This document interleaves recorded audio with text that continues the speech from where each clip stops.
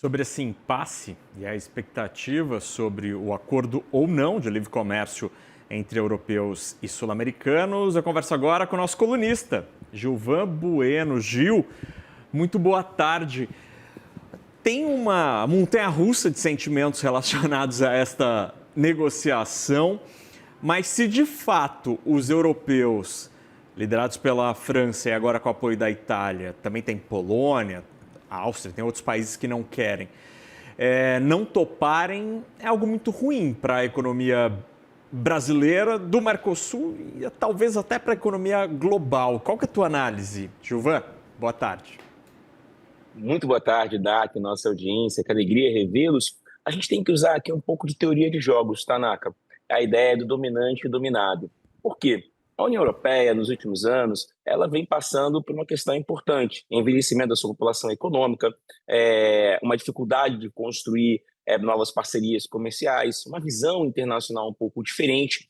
E quando a gente vê a União Europeia discutindo sobre não deixar o Mercosul, a gente está falando aqui algo em torno de 56 bilhões de euros, segundo os dados da União Europeia, onde dentro do Mercosul o Brasil representa mais de 80% desses números. A gente tem que investigar uma coisa importante. E aí a gente tem que voltar lá quando a China se torna um membro da OMC, né, e começa a ter essa participação global, e hoje ela tem mais de 30% de manufatura de produtos no mundo. Por que eu estou falando sobre isso, Naka, para responder a nossa pergunta? Porque essa participação da China dentro da OMC, muitos estudos, muitos economistas destacam que trouxe uma desigualdade nas balanças comerciais, e isso desenhou o governo Trump em 2018, onde ele começou a entender que a balança comercial era negativa do lado dele. Então, dentro desse cenário, a União Europeia está simplesmente falando o seguinte: eu sou dominante, eu vou continuar dominante, e eu já tenho uma experiência de deixar um país entrar aqui dentro e colocar alguma produtividade muito maior, e eu não tenho mais uma população economicamente ativa, e as minhas empresas, destacando aqui, ontem a Volkswagen fechou a sua primeira empresa nos seus 88 anos dentro da Alemanha. Isso nunca tinha acontecido. Então você tem uma população ficando economicamente um pouco mais velha, você não tem uma nova capacidade produtiva, Naka. Então, nesse cenário, ela está aqui defendendo os seus interesses.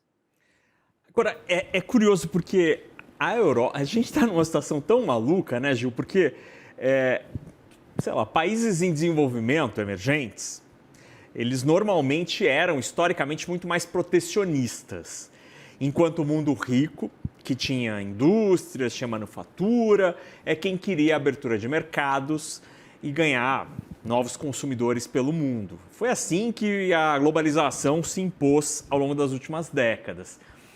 E hoje a gente está vivendo exatamente o contrário, porque dois políticos absolutamente diferentes, que são Javier Milei e Luiz Inácio Lula da Silva, com visões de mundo completamente distintas, têm um ponto de conexão em 2025, que os dois querem o acordo de livre comércio com os europeus. Mas o lado de lá do Atlântico não quer. Será que falta um pouco de visão de futuro para os europeus? Eles estão pensando muito no curtíssimo prazo e não pensam na próxima geração, Gil? E essa é uma discussão, uma pergunta muito boa, Naka. A gente tem que lembrar que assim, o Brasil abastece 1 bilhão de pessoas. Hoje o Brasil é um grande produtor mundial. E aqui a gente tem que voltar um pouco na teoria da evolução de Charles Darwin. Por quê? Ele escreveu naquele passado que só os mais fortes e mais adaptáveis iriam se tornar capazes. E aí, para essa conclusão, ele tinha um matemático do lado dele chamado Thomas Malthus. E o Thomas Malthus fez uma conta muito simples: PA e PG. O número de pessoas que nascem é progressão geométrica, exponencial. E o número de alimentos é PA, é progressão aritmética. Então, alimentos não crescem na mesma velocidade das pessoas. Então, em algum momento, você vai ter uma deficiência de produtividade de comida para abastecer o mundo. Então, por isso que você olha projetos como China, ou os projetos de grandes economias, que tentam abastecer internamente a sua população.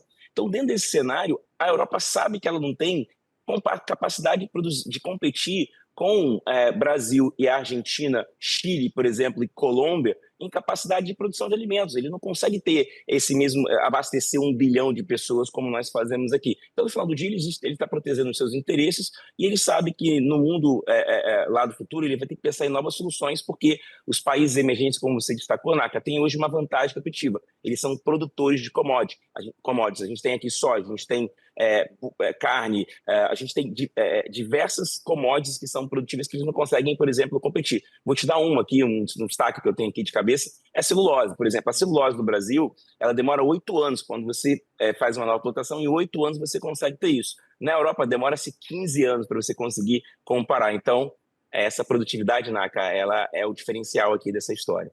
Não, e aí é interessante porque essa capacidade que o Brasil tem, Argentina, Chile, Paraguai, Uruguai, de ter um agronegócio tão pujante, ao mesmo tempo em que a gente tem uma capacidade energética com as reservas de gás e xisto na Argentina, o pré-sal, o sol e o vento no Brasil.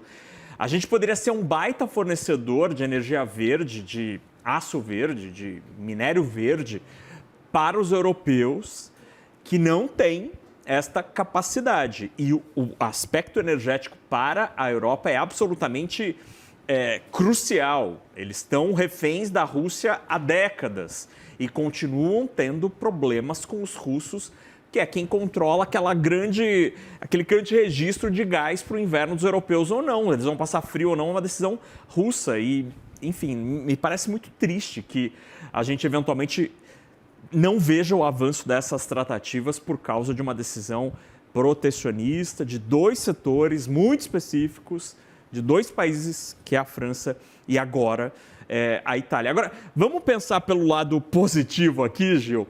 O que pode ser da economia do Mercosul, da economia brasileira, caso este acordo saia? Como que a abertura comercial, como a integração com o bloco europeu pode fazer efeito positivo para a nossa economia? Naka, uma ótima pergunta, porque a gente aqui vai ter que investigar a participação dos países. E nessa composição o Brasil tem uma vantagem competitiva. Ele representa 80% do Mercosul. Ele tem a maior extensão territorial, aqui detém as grandes produtividades em commodities, principalmente de soja.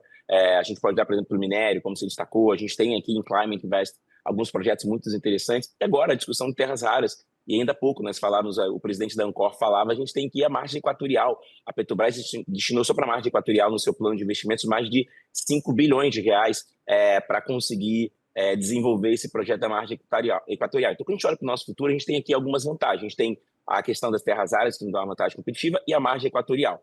Então, nesse novo cenário, se fecha o acordo, a gente tem aqui uma mudança da composição do nosso PIB, a gente tem aqui uma produtividade melhor, a gente tem uma geração de caixa interessante, a gente tem aqui uma vantagem competitiva para olhar, por exemplo, 2026, 2030, onde o Brasil vai passar por uma grande transformação. A gente tem aqui aquele cenário que a gente falou ontem de 27 com as contas públicas, mas a gente tem, por exemplo, em 2032 o IVA chegando, onde os estados vão ter que ter essas vantagens comparativas. Então, para o Brasil é muito positivo, porque ele ganha uma expectativa de geração de caixa, pensando como se fosse aqui gerar riqueza, né?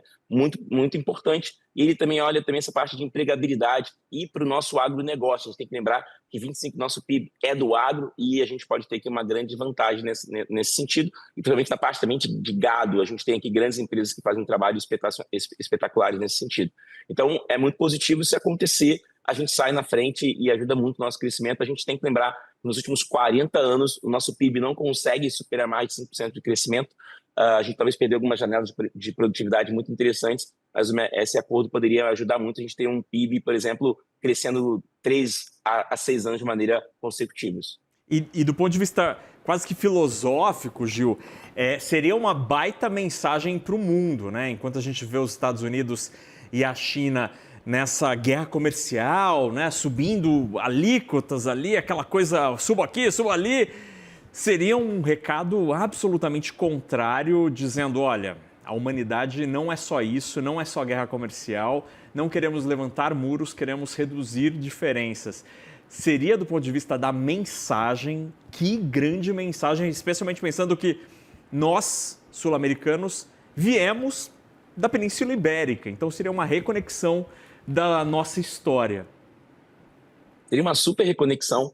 Acho que tem aqui uma questão importante, né? A gente tem que fazer uma visita, o que vem acontecendo de acordos aqui. A gente teve, na questão das guerras tarifárias do governo Trump, a gente teve muito a Índia, a Austrália buscando negociações, o Japão, foram países que se destacaram nessa negociação, mas dentro dessa guerra de comércio que está acontecendo com as tarifas do Trump, as cadeias produtivas em grande rotação, a China, por exemplo, buscando novos parceiros comerciais, esse acordo seria um grande direcionamento para a gente ter o seguinte: a primeira economia do mundo é os Estados Unidos, a segunda é a China, e a terceira você tem aqui talvez uma dificuldade de conseguir competir com China e Estados Unidos. Então essa parceria, por exemplo, poderia criar novos acordos comerciais, e o governo Trump já tinha falado sobre essa questão de acordos comerciais, porque você poderia ter Austrália, Japão, Índia olhando para isso e buscando parcerias bilaterais ou grandes blocos econômicos.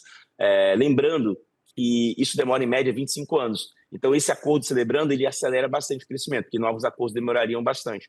Então isso pode ser muito produtivo para estimular mais acordos comerciais nesse novo mundo que está se desenhando entre Estados Unidos e China, disputando a atenção de poder ou as dominâncias, principalmente no mercado corporativo, de inteligência artificial e de novas tecnologias, principalmente na redução de carbono, que foi a questão que você participou lá na COP30.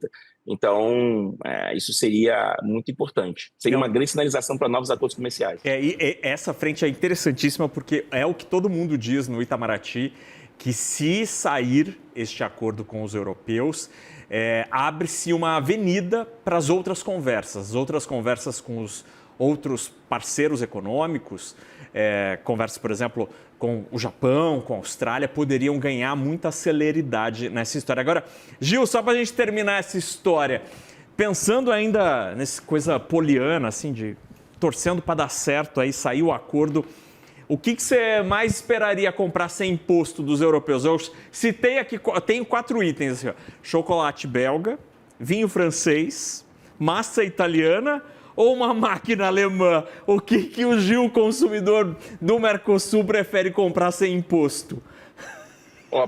Maravilhoso. Para levar as meninas para jantar ou para levar essa experiência para elas, eu ia comprar um chocolatinho, um bom vinho, uma massa para elas iam amar, para ficar com as minhas filhas aqui. Ia convidar um amigo também para celebrar junto com a sua esposa e seu filho. Então eu compraria um bom vinho, uma boa massa de chocolate para gente celebrar. E dá para ir até num carro alemão com menos imposto. Aí fecharia todo o combo aqui.